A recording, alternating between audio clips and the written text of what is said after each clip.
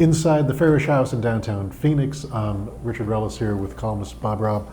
The Auditor General had a report that was critical of the way the state funds its school buildings and projects like that, but they were late to it. You've been critical of it for years. What is wrong with the process we have now? The conclusion that I reached from the Auditor General's report, which isn't the Auditor General's conclusion, is that the way we handle building renewal when a school district needs to make a major repair to a school through some kind of grant program has just become a bureaucratic bottleneck.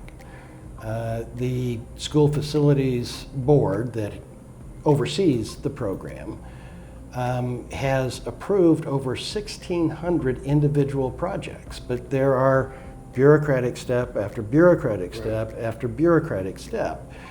And it illustrates that we took an enormous wrong turn in the 1980s when we decided to make capital funding not a responsibility of the school districts, but a responsibility of the state. And the column goes through a great history of that and how the courts mandated that schools need to be funded fairly and equitably, and you have a solution for how they can do that when it comes to building. Right. Rather than put this onus on the state that either comes up with some kind of formula that doesn't do the job or this grant process that's too bureaucratic, quit trying to make the distinction between capital and operating funding.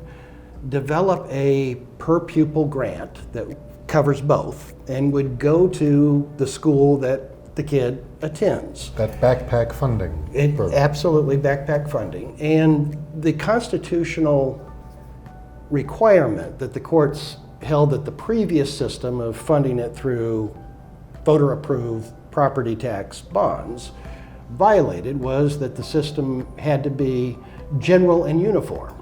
Well, you can't get more general and uniform than the same per pupil grant going for every student to whatever school that student attends. And it also, if that was adopted, would ease that bureaucratic bottleneck.